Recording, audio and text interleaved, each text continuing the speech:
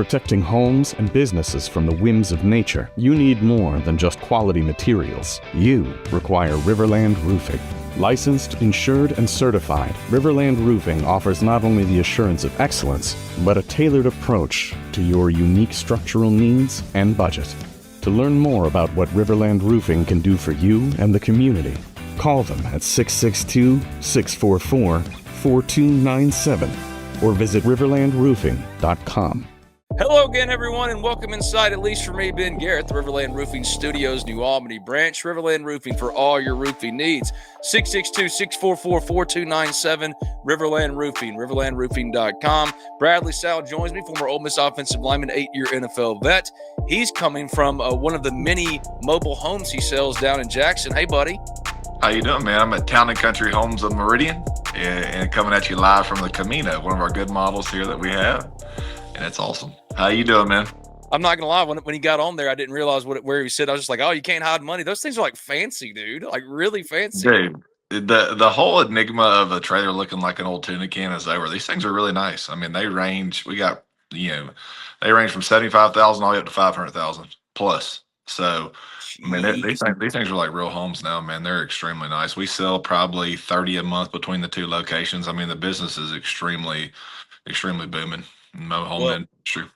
Yeah, well, hit up Bradley Sowell if you're in the market, if you're looking. He's the one to talk to. He's an Ole Miss guy, like you all know, former Ole Miss offensive lineman, 8-year NFL vet, and he's on the Ole Miss Spirit message board, my message board, pretty regularly. Always messing with me about interrupting people, which is true. It's a problem I've had for a long, long time.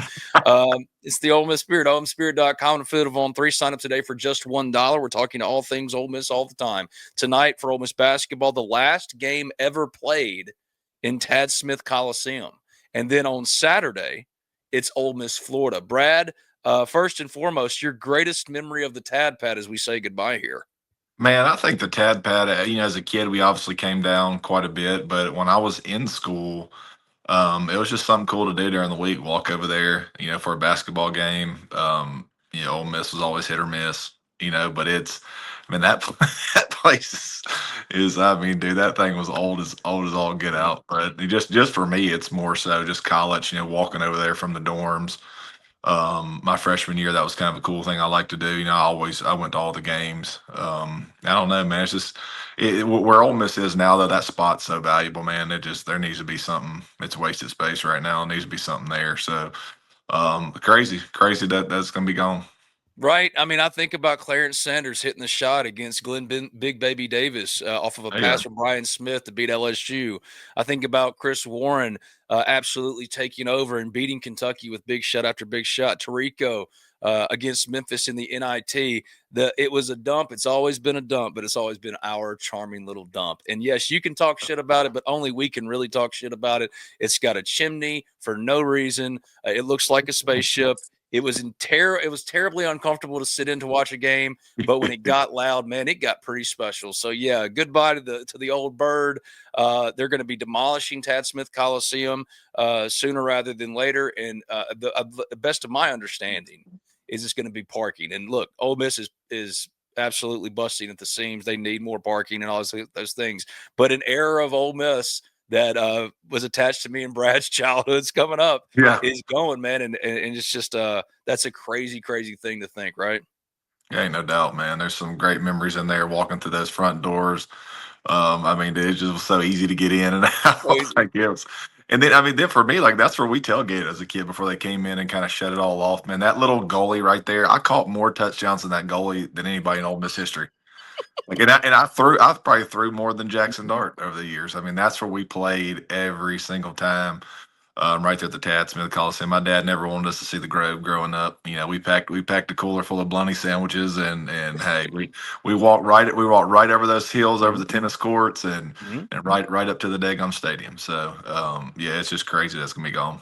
It's going to be gone, but man, what a run it's been for the old bird. And the pavilion's been an incredible arena and atmosphere, and just Ole Miss is improved all across the board.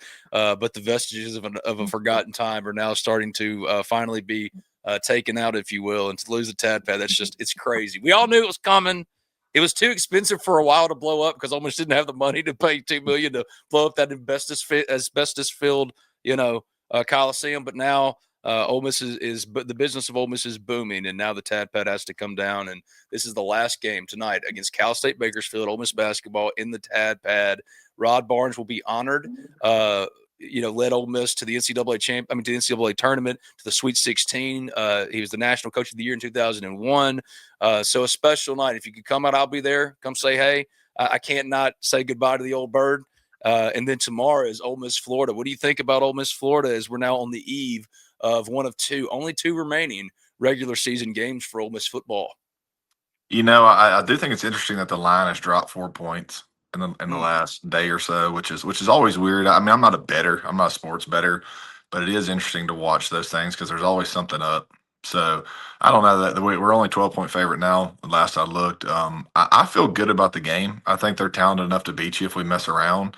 But I think at where we are and what's on the line, I think we'll be prepared. I think we should win this game handily. It may be a little close early. I don't know. But I think if Ole Miss does what they're supposed to do, they should win this game pretty handily. Florida's packed it in. I mean, you don't lose Kentucky 38-7 if you hadn't packed it in. So we just got to do a good job of not giving them any life early. Go out there, score early, take care of the ball. Environment needs to be extremely loud.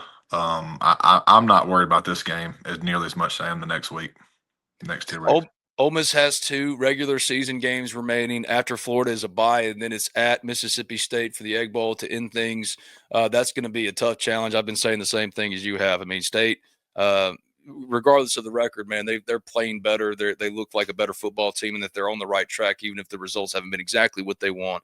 But as far as Florida, yeah, that Kentucky game, man, they look like they just quit. Absolutely quit. And I expect them to come in this weekend and play a much more competitive football game, especially considering all the Lane conversation. And some of these kids might be trying out for the guy. You know what I mean? Like there's certain things that'll lead to a more competitive game. But Ole Miss is in a place now where they're single-digit wins away from winning a championship, winning a title. The first title since the 60s. So forgive me if I'm more concerned about getting the W's now than I am will he, won't he, with Lane Kiffin, starting maybe as early as next week, getting some clarity.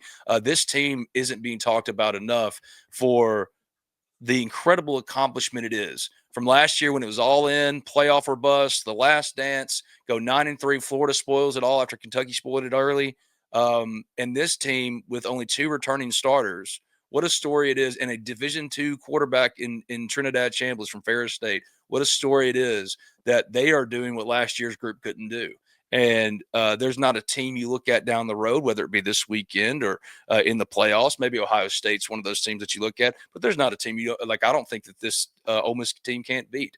And that's probably the most exciting thing if you're an Ole Miss fan. Not the worry of Lane Kiffin. It's look where your team is. Look at the now. And this Ole Miss team is only a few wins away from doing the thing you've always wanted. That would be my message to Ole Miss fans, right? Enjoy this ride. That regardless of what happens, don't let that get in the way of enjoying something that Ole Miss, is on the verge of doing for the first time ever. Listen, if Lane Kiffin gets us to the playoffs, does well, and leaves, so be it. So be it. It is what it is. But don't sit here and not enjoy one of the best seasons in Ole Miss history, right? I mean, it is what it is. Let the chips fall where they may, where it comes to that. But why sit here and get all worked up? Lane Kiffin has not done anything to make people think that he's leaving at all. At all. Has he should when has he ever signed his contract during the season? Ever. So I'm not listen, I don't think he's leaving personally, but if he does, I'm gonna enjoy where we are right now. They always say be where your feet are. Let's enjoy this run Ole Miss is on and let the business people do the business stuff. And if Lane decides to leave Ole Miss, it just is what it is. Ole Miss is in a great place financially, structurally, to make a replacement. Like it's not the end all be all. Now I would love Lane to stay. I'm a huge fan of him now. I think he's all in. I love the way he is. I think he's staying. But hey, if it comes down to him leaving, it's going to be simply him wanting to live in Florida. Period. I don't think it's anything Ole Miss didn't do or can't do. I just think we need to enjoy this run. Stops. I mean, you look at our message boards and our fans; they are wigging out over nothing. Like you look like a bunch of fools. We look like a bunch of fools out there, just saying, just let the chips fall where they may. Let the business people do the business stuff. Let's enjoy and rally around this team who's doing something that Ole Miss has never done before. You're going to look up and all this crying and complaining about what Lane's going to do. You're going to miss out on one of the best runs that we've ever had. And it's just I'm not worried about it. It is what it is. He either stays or he goes. But right now he is coaching our Ole Miss team and they're kicking ass, and that's what I'm going to enjoy. If Lane wants to stay, cool. If he doesn't, then we just figure it out from there. But right now, I think Ole Miss is in the driver's seat. This is the only Lane question I'm going to ask you because it's one that I've been getting asked a lot, and you're a football guy. You've been in those rooms. You've been there with an interim coach in Houston Nut, or a lame duck coach in Houston Nut, when he probably should have just been let go. Maybe Gunnar Brewer is the interim, like rallies y'all or something. There's the trickiness of that. A lot of fans are like, well, if he does decide to go to Florida, do you let him coach in the playoffs? And initially I was like, well, just let him finish what he started. But now I think I've come around to no, you can't let him coach the playoffs in that scenario. I don't think he makes a decision before everything's all done. I don't think he takes a Florida job before then. That wouldn't make any sense. I don't think it happens. So I don't think we even get to that point. I don't think that's even a discussion. So the longer we play, the better off we should be, better shape we should be playing. If Florida may get impatient, want to go somewhere else, but I I don't know, man. It's just maybe I'm too optimistic, but I don't think it's as close as people think. I really don't. I don't think that he's done one thing to suggest that he's leaving. And I think it's more the media enjoying this storm, and it's helping people get subscriptions, helping people get clicks, but he hadn't done anything. He hadn't done anything other than have a team roll out and beat Oklahoma on the road, come home, beat Mm-hmm. South Carolina's ass, beat Citadel's Mm-hmm. ass. All I've seen him do is prepare his team to win games. I haven't seen him say anything or act any certain way that suggests that he's going to Florida. Well, I love what he said, what the players have said, what everyone has said. They like, it's easy to say pro mindset, but to actually live it is a different thing. And this is very much the model of Ole Miss now in 2025 is very much, and you know this better than anybody being in the NFL, playing for multiple teams. Um, it's not personal, it's business. In Ole Miss, like the players are where their feet are. They're not concerned with it because they have a job to do. They're compensated fairly, and they understand that we have like Yeah. what's in front of them. They're not thinking about that at all. They're thinking about this week as they're thinking about then next week they'll worry about the bye when Yeah. a bye comes in state, and then the playoffs. Like for them, it's very much a checklist thing. And in a pro mindset, that's everybody, and it has to be that way because honestly, worrying about the future rather than thinking about now, that's where programs can kind of get sidetracked or derailed. Yeah, and that's the mindset. I'll be honest with you. We're lucky right now that college football is where it's at. These players are trying to get theirs. They Mm, don't care who the coach is. It's not like it was when I was playing. Hey, the coach really matters. You can't transfer. You can't do all this stuff. Like, dude, these guys are out there to freaking play their best and earn a chance to make an NIL deal. So to say that I won't care where the coach is, like I'm taking the pros. You don't even pay attention. The coach gets fired. Who cares? Who's next? Where's my mm. contract going to be? Where am I going to be playing? Don't care. Like I don't care who's the coach is. I care about taking care of my family. And that's a little bit what college football is like now. So I don't think the whole, oh my gosh, I'm distracted this week, I'm not going to play well. No, because if you don't play well, guess what? Your NIL value is going down. So I just don't see it being a distraction. It hasn't been yet. And I think the only people that are distracted, making a distraction, are people that are reporting all this stuff. I don't think that Lane has came out and done anything. You just want to use my name? You just want to say Ben? Ben, you're doing it. It's Yeah, Ben. It's I okay. heard. I heard what you said yesterday. He's not a man on the leave. He's done nothing. He's done nothing to suggest he's a man on the leave. When has he ever signed a contract in the season? That's true. It is. It's He's like, never but he done it. could end this at any time, and he's actively chosen not to. But the thing is like where I've been very consistent. Nothing of significance is going to happen anytime soon anyway. Like Ole Miss needs to know something in a considerate amount of time because it doesn't want to be limited to just its in-house options. Not that they aren't good options. Joe Judge and Pete Golding are great options, but like in the business of Ole Miss, you want to be able to talk to John Sumrall and talk to Eli Drinkwitz if you want to. Certainly Cliff Kingsbury and Alex Golish, guys like that. And waiting because of the timeline with college football, and it sets Ole Miss back and does nothing to help. So that's kind of more it. Like if he wanted to end it, he could, and he hasn't. That's more of the point. But nothing's changed. It's still the same thing I've been saying for 2 weeks. I think he either signs the Ole Miss extension or goes to Florida, and it's a coin flip, and no one knows. But yeah, like I knew like when he came in and called himself Lane Kiffin's agent, I was like, uh-oh. Brad's got some words for your boy, BG. Well, here's the thing. I think even if it plays on late, I think the smartest thing to do would be hire in-house for a year. You don't want to be hiring in this coaching cycle right now. I don't think. I think Mhm. Auburn made a really poor decision. Whether you liked Freeze or not, I think next year's hiring cycle will be a little better than this year's. You're competing with Florida. I mean, you're competing with a lot of jobs right now that are, I just don't think it's a good time to be hiring. So, for Ole Miss's sake, if it gets late, I would be careful who I get a big contract to, early on with it. So I don't, man, until he shows me he's leaving this situation, which to me would be for reasons that we should respect. Just because I mean, dude, he's so set up in Oxford. If he truly thinks going to Florida is better than being in the same town as both of his kids in school, his family settled, a $13.5 million job with full control over the whole program, then there's obviously something that means more to him. And as Ole Miss fans, maybe we should respect that. We don't live. Listen. You can say what you want, but the man has to wake up every day and live in Lane Kiffin's body. Like, he's Lane Kiffin. He has to live, and he's the one that ultimately has to live every day, right? You can't fault the guy if he really truly wants to leave this awesome situation he has.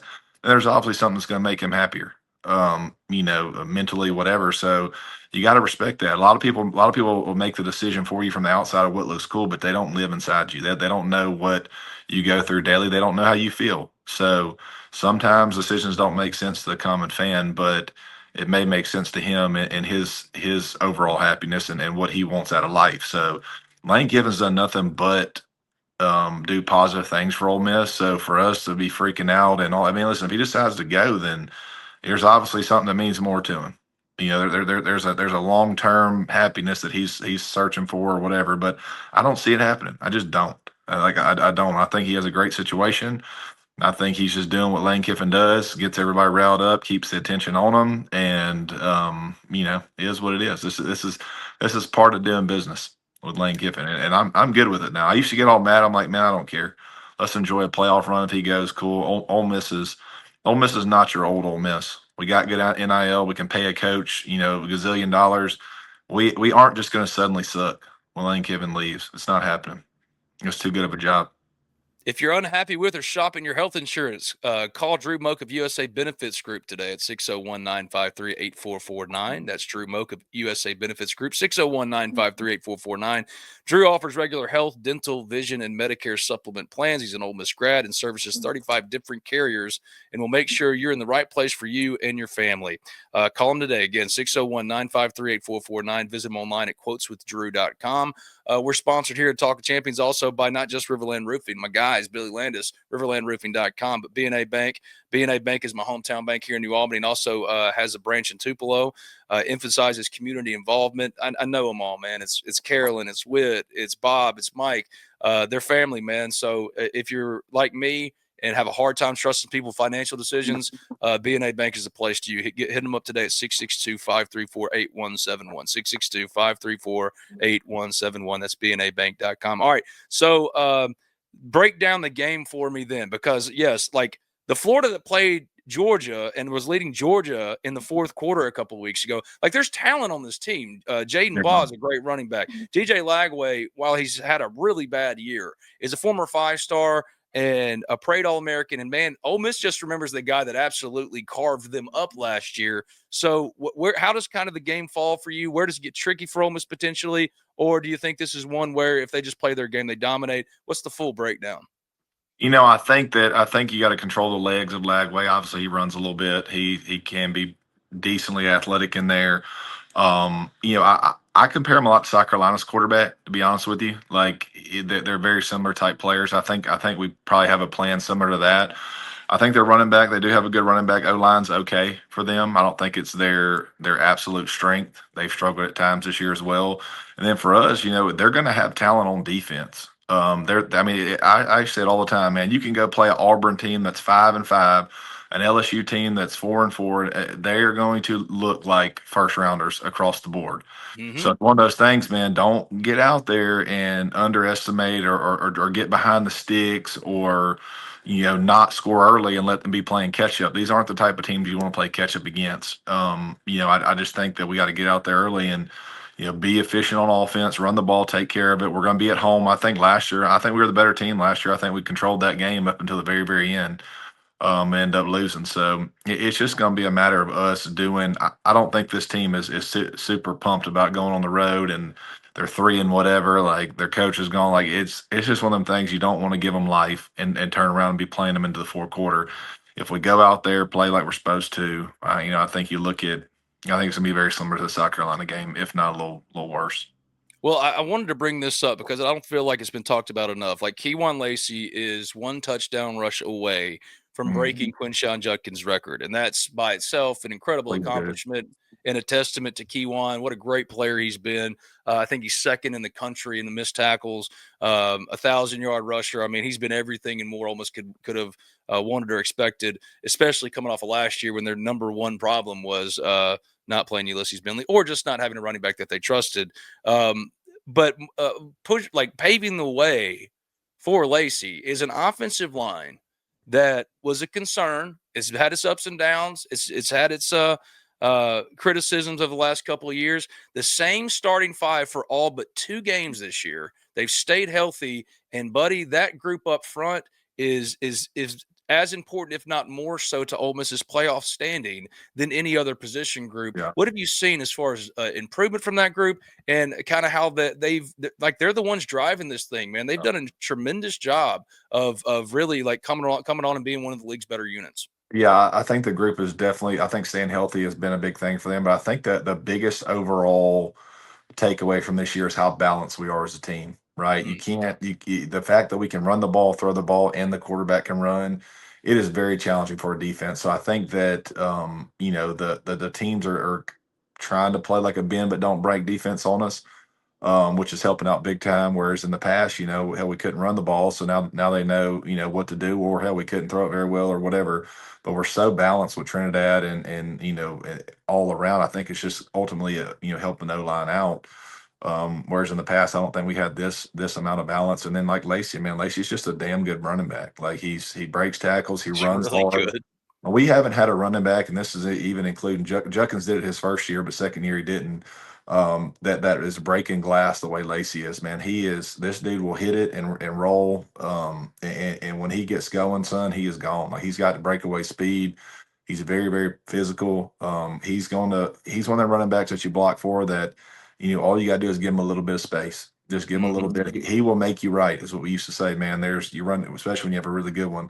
They will make you right. If you just give them a little bit of space. I blocked for Chris Johnson. He was like that. There's been a few running backs over the years that are like that. Adrian Peterson. I was with him for a minute.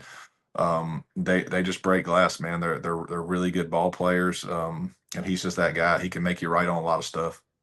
I think you're the one that put it in my brain, like the comp of Darren McFadden for Lacy. Like he's smaller Yep. than Darren McFadden was, but like the build and the running style and the physicality which he runs with, man, you can see a lot of that in him. And like No I think, doubt.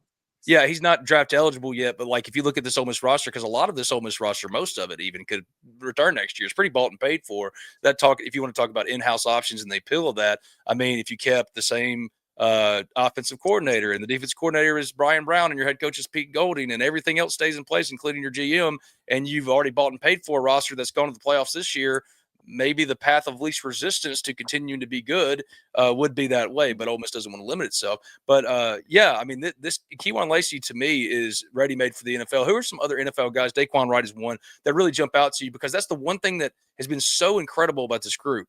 Last year, you knew who the dudes were. You know what I mean? Like Yeah. Jackson Dart, Walter Nolan, Trey Amos. We could go on. Chris Pooh Paul. And this year, like this group, it's not the same collection of high end No, stars. It's a it's a better weird. team. It's very weird. It's a very good football team. Yeah. It's just a lot deeper, very good football team. I think Daughtery's really good. I think Womack has crazy rush ability. He'll probably project to the next level. I think Xavier Harris is playing pretty well.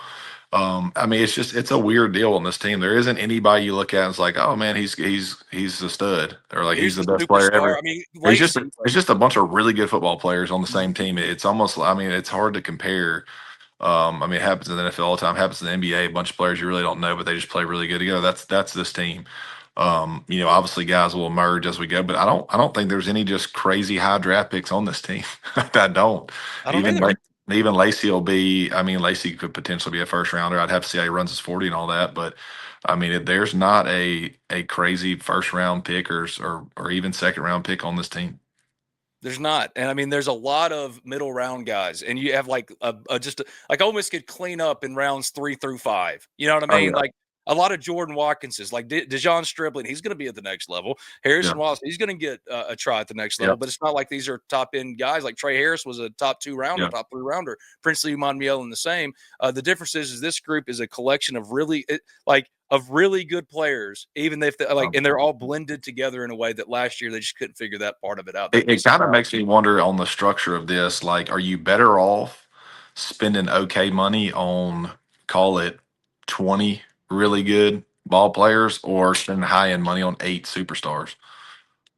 If you're the GM, I mean, it'd be interesting to go inside the meetings and hear. But the way we've structured this team, hell, we are so deep at wide receiver. I mean, we have guys, and Lane's put them in good positions. I mean, I don't think there's probably a guy on this team making a fortune. I think there's guys making some good money, but I don't think we have a Nolan or a Trey Harris. I don't think there's that kind of pay going on this team right now. I don't think so either. They are getting paid, but you're right. That's why Ole Miss has been the very best at what it is in this year of our Lord 2025 comparatively, where other programs have tried to replicate it, duplicate it, and can't, because Ole Miss has become like the Tampa Bay Rays of college football. They know how to allocate their money. They have a system. They have an incredible scouting and development department. All of that, in many ways, if not the majority of ways, do credit to Lane Kiffin, but like Pete Golding handpicked that defense this year. Like he handpicked that defense. Hey, Cam Franklin, William Eccles, Antonio Kite from Auburn. These are it's shortchanging guys like Pete or even guys like Walker Jones or Billy Glasscock in their scouting development department to go find these guys. It's not like Lane found Trinidad Chambliss. His scouting and development department did. So you don't want to lose that. More than anything, if you can preserve that and what Ole Miss has built as far as organizationally, there's no reason, regardless of who the coach is. That's why I keep saying I believe Ole Miss has grown past just, well, it's Lane Kiffin or nothing. I don't think Ole Miss is there anymore. Yeah, no, I agree. And listen, I'm not taking anything away from Lane. No. I think this is a great. I want him to coach here like for the rest of time. Yep, he's awesome. I have put my mindset in not worrying about it. I don't think it. I'm going to enjoy this because this is what we've always wanted at Ole Miss. Now it could go freaking sour right quick. Real quick. I've been here. I mean, I don't even want to tell you where my We're Ole Miss mind is. It's a small part of my brain now, but it's still there. And I think everybody else State winning an SEC game kind of helped me alleviate some of my We Are Ole Miss stuff. But even then, I'm like, well, shit, dude. I don't even want to tell you. If y'all went inside my We Are Ole Miss part of my brain, the movie would play out just like everybody is thinking. But I don't. I'm not there. I'm good with where we are. I think we have a great team. We have a great coach. Man. Yeah, we're good. Kool-Aid man. I'm banking on 11-1. I think this is the year to do it, and I'm gonna enjoy it. Whatever Lane does, cool. He's been here 6 years. He's done amazing things for Ole Miss. You can't fault him if something does happen. I mean, you got to appreciate him and let him do his thing. I mean, his son's starting at Oxford. His kid goes to Ole Miss. I don't see it, dude. Like, if there's something that more important to him, if Florida is where he wants to uproot and go, then it's what was going to make him happier. And for the good of Lane Kiffin, go do it. Yeah, and then soft launch the Pete Golding, like win a title with this team because you can with this team. Don't let him coach the playoffs, and maybe you soft launch your own Kirby Smart. I'm just saying, you want to play these games, we can play these games. You know what I mean? Bottom line is Ole Miss is where we've always wanted them to be. So the rest is quite frankly immaterial. The only thing that really matters right here and now is beating Florida. And this team can beat you, but I'm kind of with you. I've given up worrying about this team having a letdown because, dude, they've won the close games. They faced adversity. They've had a really bad, they had a terrible game defensively against Georgia, embarrassingly bad, and lost by a single possession. Let's stop pretending like this team, when it's playing at its peak capacity, can't beat anybody. And for me, going into every game day, Ole Miss game day Saturday, knowing that Ole Miss can beat that team regardless of the name on the helmet, it's a different world. A lot of credit and testament to Lane Kiffin, but also operationally what Ole Miss is now, and it's a really cool place to be. No, I agree, man. I'm like I said, not stressing it. I'm going to enjoy this run right here and let the chips fall where they may. I think at the end of the day he'll be in Oxford. What kind of trailer is that again? So the people can know if they want to buy one from Brad. What is it? This is just a Camino. It's going to be a 4-bedroom. Only 4-bedroom. 4-bedroom, 2 bath, got a daggum den in it, everything. So we got so many different models, man. We have people that come from all over. Look at these things. They range 5-bedroom, whatever you need. We got it. So we sell quite a few of them here. And I get people that come in all the time that listen to this or whatever. I mean, it's fun. I mean, you get to meet and talk to a lot of people. So. How do they call you at your place of work? You don't have to give out your cell phone. Just what's the work number to get in touch with you about trailers and stuff? You can just go online. You got Town and Country Homes and Radio, or find me on Facebook. You can find me on Facebook, and I'll talk to you all day on there. That's where we do a lot of our marketing, and a lot of our stuff is on there. You can see everything that we have model wise, and I think people will be shocked. I mean, I would say one of our biggest um, misconceptions when they come in here, like they can't believe like what these things are now and what they look like. We get a lot of people that are trying to build and they get priced $400,000 or $500,000 when you can get 2,400 square feet with all the bells and whistles in it for 225, 230. So it's just it's a cool deal. I mean, you can brick skirt them, you can put garages on them. I mean, you can do everything. It looks just like a site built house. So it's a neat deal. I didn't know anything about it, but now that I've got into it, I love it. I love helping families out. I love helping people get into homes. You get people that, you get people that have saved up and single mom, whatever, this do anything to get in a new house. You never know where they came from. And then tears are rolling, it's just it's a good thing. And then you get the complete opposite. You get a guy who owns a ranch in Texas that he needs something for him and his buddy. I mean, you get ranges from all over. So it's a good feel good. And I love taking care of my customers, and I don't do it for the money. I do it for, to see people get into homes. I was raised in one of these. So, I love seeing people get in a home. I love seeing the kids when they first see it run in there. And, it doesn't matter. Don't judge off your home. This home to them may be the best situation, the best thing they've ever had. So it's just a really good feel good thing to do. Hey, look, man, I'm looking around. I love my house, and I'm like, dude, there's a lot of those are nicer finishings than in here. I'm not gonna lie. I'm like, oh, these things are legit, dude. Dude, our Winstons, I swear to you, our Winstons are legit, very legit. See, Like I'm doing the math in my head. I'm like, dude, I got some land, and this mortgage payment gets on my dang nerves. If you own some land, we can go FHA. You ain't got to put down a down payment, son. We can get you figured out as long as it meets appraisal with the land and the home. Yeah, you ain't got to put down a down payment. We'll have you fixed up on a 30-year ready to roll. Bradley Sowell, former Ole Miss offensive lineman, 8-year NFL vet, and now the conduit to get you into your new home. Our thanks to Drew Moak of USA Benefits Group. My thanks to B&A Bank, to RiverLand Roofing. For all your roofing needs, it's RiverLand Roofing, 662-644-4297, riverlandroofing.com. Ole Miss, Florida this weekend. The last Tad Pad game ever tonight on this Friday, November 14th. Be good, Tad Pad. Sleep well. We've got the watch. Thank you, Brad. I appreciate you, brother. We'll see you soon. See you, man. Howdy, toddy.